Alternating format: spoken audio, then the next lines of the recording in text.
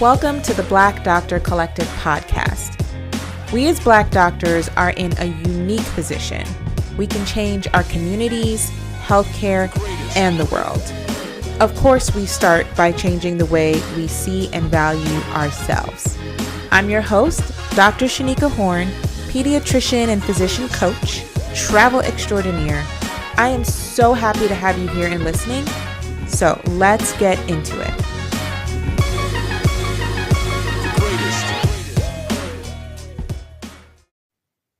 Hello. Welcome to an episode of the Blk Doctor Collective Podcast.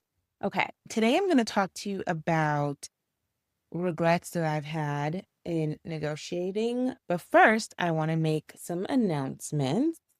This may come as a surprise to some of you, but I think this is actually going to be my last episode of the podcast. I have been debating about it. And honestly, I think for those who have been in my circle and who have been around me, I have been scaling back definitively on my business, on coaching. I think I've struggled to even return to the podcast for this last couple episodes. And I realized that I'm not doing it for the right reason. Like, I'm doing it because I do not like to disappoint other people. And I don't want to appear like a quitter. And I have a complicated relationship with quitting. If you've been listening to this podcast for any length of time, I have talked exhaustively about what it means to quit.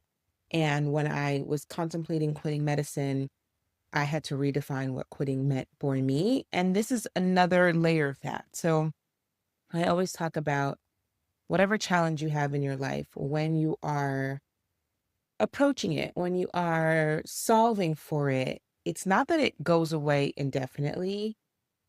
You just go up the spiral staircase. I think this is a concept my coach taught me. Like, life is like a spiral staircase, and you will hit the same struggles, but just at a higher level. And so I feel like this is my higher level, and then I need to face the actual music. Like, I need to I can't even say it. I'm so tongue tied. Like, the idea of saying these things out loud is literally terrifying for me, but I'm going to do it anyway. I want to close my business. I want to stop coaching.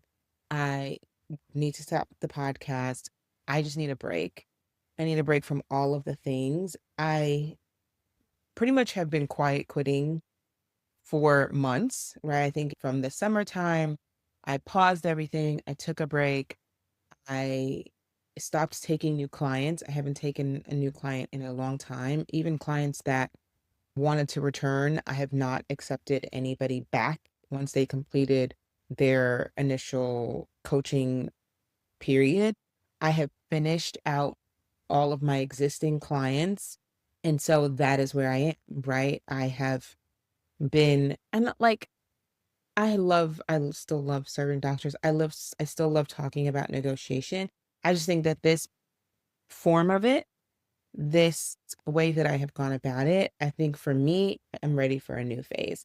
And what better time to do that than the end of a year, right? I feel like 26 is my lucky number. It's also my birthday, is about newer things. And it's about being honest with myself. It's about giving up some of my old habits, some of which are staying longer than I should in a place or in a relationship or in a friendship, whatever type of relationship, right? Like, those are patterns I've had in my life. And I think that I'm doing that here. And when I reflect on it, I don't want to continue to do that. So I think this is the time to just, even though I feel uncertain, even though I feel uncomfortable, like, there's a part of me, I could feel it like in my body, even now as I'm saying it, feel very comfortable even voicing this out loud, because I know there's so many people that want to convince me to not do this, but I'm doing it. So I've had a really great time launching a business and bringing it to 6 figures and getting doctors to multi-6-figure raises. Like, it has been phenomenal. Like, the outcomes, the successes my clients have had, but most importantly, their internal changes, who they now see themselves to be. That's probably the most important part, and probably how they impact their environment around them. Like, the dissemination of this attitude of self-advocacy and asking for what they want and need and standing up for themselves. Like that to me is the best part of all of the things that I have done. For those of you who have listened to the podcast, I so appreciate you. Thank you so much for being here. And I think that if anything that I have said has resonated with you and has allowed you to take steps, and I know for some people, they've listened, they've tuned into episodes, and they have really been able to go out and do things differently. I appreciate that. I love you for that. I'm so glad that this worked for you. The episodes are still going to be online, so you can always listen to them. I'm just not going to be producing new episodes. And the thing is, if I want to come back, I always can, right? Like you can always restart something. It's a skill that I have gained and that I will not lose. So being an entrepreneur, being a business owner, being a coach, I'm a fantastic coach, if I do say so myself. Being a podcaster, all of these things, I'm just taking a break from. I can always decide to do something that's a similar iteration of this thing. With all that said, I do want to say that I do not want this to be one of my regrets, that I stay someplace longer than I should have stayed. And yeah, so that's the theme of today's episode. And I wanted to talk about some of the things that I have regretted. And I feel like that's such a weird way to end the year.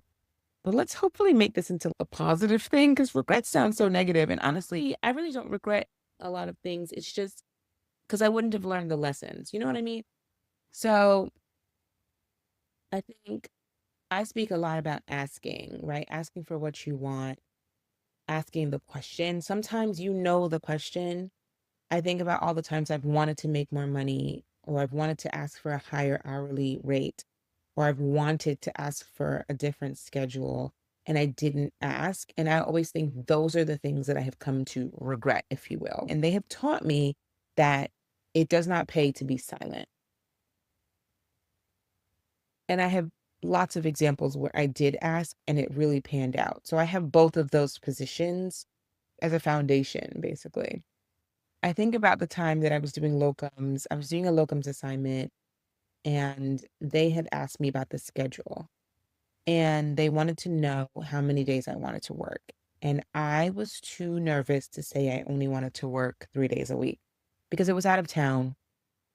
So although I knew I wanted to work 3 days a week, because at that time I was really building the business and I was really involved with clients in coaching and I was podcasting. I was trying to do Facebook Lives. I was like so invested in the social media aspects of the business, of appearing, of marketing. There was so much happening. And I really wanted to work 3 days a week clinically. And I knew that, right? But I didn't spend a lot of time with like why this would be important and how this would improve my life. I spent so much time thinking about why it was an unreasonable ask. So I was telling myself, oh, this is an out of town assignment. Who's going to pay me? Who's going to fly me to another place to work 3 days a week? And then I'm there the other 4 days of the week. It's out of town. So they're paying for 7 days a week and I'm only working 3. Like they have to pay for the hotel for that. Like they're going to say no. Like I had all of these reasons why my ask was unreasonable. Then the other leading thing was I had really never been in an environment where people were working part-time. Now I know that everyone worked part-time. Like so many people work part-time. It's crazy. In the clinic I'm at, I think the most someone works is 4 days a week, right? Everybody else works 2 or 3 days a week. And I've been in a lot of environments where that was true. And that was actually true in this assignment that I went into. So I interviewed with a locums agency for this position. They asked me about my preferred schedule. I told them 4 days. And I felt like that was a huge compromise between a full 5-day work week and what I really wanted, which was 3 days. I refused to even ask for the 3 days. So I asked for 4. And I arrive on the first day of that assignment. I go into the office and it's empty. Honestly, like there were 2 different, they call them provider rooms because I was the only physician there. Everybody else was a PA or a nurse practitioner. So there were 2 provider rooms and there was probably like one other person working in the other room. And I was confused because where is everybody? You have all these people that work here and nobody's here. And it's, as it turns out, everybody worked 2 or 3 days a week. And I was so upset, but with myself, right? Because here I am sitting in this provider room that has 3 desks in it, and I'm the only one in the room, right? And on the other side had another 3 desks. The other provider office on the other side of the hallway had another 3 desks in it, and there was one person in that room because everybody else had decided they were only working 2 or 3 days a week, and Monday was not that day, honey. Nobody was in there, just me. That was one of my regrets of not asking for what I wanted, but it was also such a huge lesson because I had no idea what other people had asked for. I was the one who told myself no before anybody else told themselves no. And again, like, this is why I am where I am in my business and in my life, is because of the conversations I'm having with myself. I'm the one putting limitations on myself. I'm the one staying in, like I said, staying in places longer than I should stay, or not asking outright for exactly what it is I want, even though I know what I want. It's not that I'm confused. I'm never confused. I know exactly what it is I would like. But I get my confusion, I guess, where I get confused is whether or not it's permissible, whether or not it's appropriate, or yeah, like I have all these words that I'm trying to be. It's a lot of like respectability politics in my brain that I've been indoctrinated into, where I'm telling myself that something is too much or unreasonable or ungrateful, or I don't want to ruffle the feathers. And I've talked so much about ruffling feathers and this need to people please, right? Because honestly, our most primitive brain, and y'all know Amy, my amygdala, is always trying to make me feel safe. And what feels more safe than being accepted by other people, right? Like that's what we descended from. The people who like stayed in line with others and were not harmed, lived long enough to have kids, and we are their kids, right? So like safety is the name of our game. We love to feel safe. We love to do things that make us feel protected and included and liked. We love to be liked. I love to be liked. Okay. I love to people please. I have gotten a lot better about not doing it with all the people because not everybody deserves to be pleased, right? I'm now very specific about the people I want to please, and that's like my inner circle. And even within that, that has limitations. But all of these things my brain is presenting is just to make me feel make is just so that I make a decision that feels safe, right? That feels like good to me. And then I end up doing things that don't feel good to me, right? Because now I'm working 4 days a week in this place and nobody else is, which was crazy.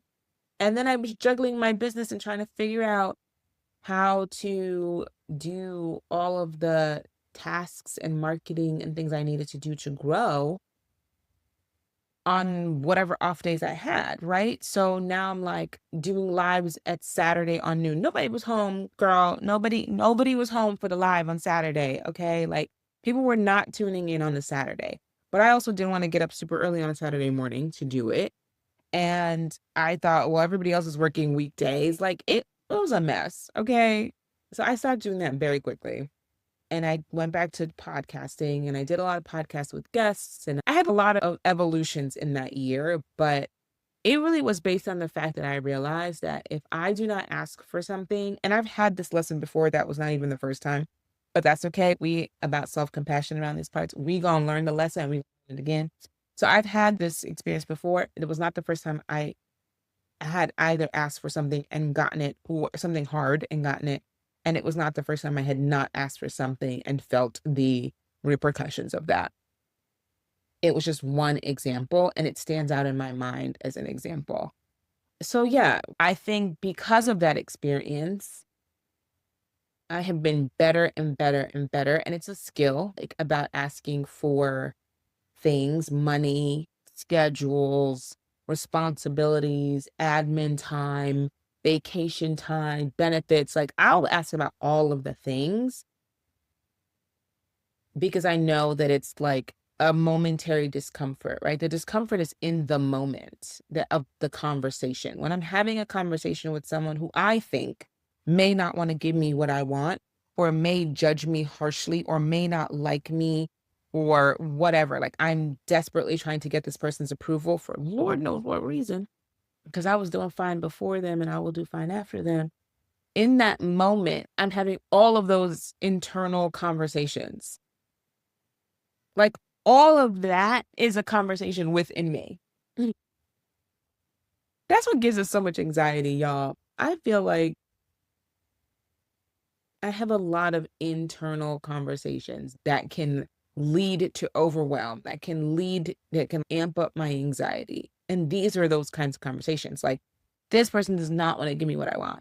Or this person's going to judge me. They're going to think I'm ungrateful. They're going to judge me as the angry Black woman or the, like, again, respectability politics and how we've been indoctrinated into that. So I think I was going to do like a list of regrets. The regret is always in the moment. And thankfully, I'm learning from all of these. So I'm not like continuing to make the same mistake. And even when I do, I can go back and correct it. But this is the thing that I want you to take with you into 2026. You get to ask. It's more disappointing to not ask than it is to receive a no.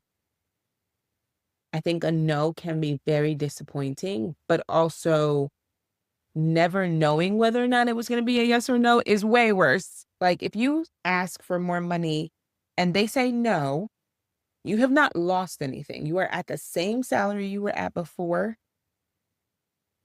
You just, now you know that you will not gain anything, but you're still in the same place versus you didn't ask. You're still in the same place. And now you'll never know whether or not they would have given you that money. And a lot of times I have found with many of my clients, they do give you the money if you ask and you know what you're asking for and you know why and you have presented with conviction. I'm not talking about someone who sucks at their job and is asking for a raise, right? Like those people are just out of pocket. But you're good at your job. And I'm not even talking about going above and beyond, because that's like a whole nother layer of things. Like you're exceptional and if you are doing what you got paid to do efficiently, your notes are done, or you don't call out, or you have great patient relations, you have good health outcomes, like you're generally a decent, regular, normal employee, you have a right to ask for a raise because you did your job. And inflation, they should pay you more. And God forbid you're going above and beyond, right? Then you should definitely be asking for more. And so I want to emphasize that asking is the thing. Just ask. And don't complicate it. This is what I love to do. I love to give like a whole explanation on why I need the thing that I need, because I'm trying to manipulate that other person into feeling about me the way I want them to feel about me. So I want them to like me. I want them to understand, to relate, to feel empathy towards me. I want to control that reaction. And so I'm telling them a whole long story about why it is I need the thing and what's my mindset and what I'm thinking about. And this is my reasoning, trying to be reasonable, trying to appear logical, trying to appear unattached, unemotional, like clinical, data-based, evidence-based reasoning. Like that's how I want to be seen, especially as a woman, especially as a Black person, especially as a Black woman. People love to attribute all of these unfavorable characteristics towards us. And I am always trying to counter that with my explanation. And I realize I've been over-explaining myself. Because sometimes the answer is no. No, I will not do that thing. No, I will not work those hours. No, I will not work for less. Yeah. So that's my reflection for 2025. I think there's something with the moon and the Mercury and the microwave and all of this stuff coming to fruition. And this is obviously always a time of reflection at the end of the year, but apparently there's some other weird, what's it called? I'm going to say astronomical, but it's not astronomy. It's astrology. Some astrological explanation for why I'm in the mood I'm in and the season that I just went through with all the trials and the tribulations. I know I didn't sign up for the trials and tribulations package, but apparently I was in it anyway. But apparently there's something behind this coming, right? This like landing where I'm landing, but I'm comfortable with it because not landing, doing things that make me feel strained and drained and exhausted and are just not overall in my best interest right now is not the move. And anyone in my life who can't understand it, I don't know how to help those people because sorry, you must not be my people. But that's where I am. Okay, I feel like this was like a very long, random vent. But anyway, that's what I had to say. I have loved being here. It has been an absolute pleasure. Maybe I'll return when I feel differently about things. Maybe I'll return on a different topic. I don't know, but it feels like a weight that I need to put down. And I am so glad that I have the wherewithal and the strength and the courage to do it. That's it. Happy holidays. I hope that you all are very well. I hope that you enjoy your winter season because I'm about to be in Ghana like next week because I don't like winter and I don't like January in America. But, I'm going to go do that. Yeah. Love ya. Thank you. It has been amazing. Bye. Thank you so much for listening. Please subscribe to the podcast. And what I want you to do next is link us everywhere you can. Instagram at The Blk Doctor. Just become part of our collective. I want you here. Thanks. Until next time. Bye.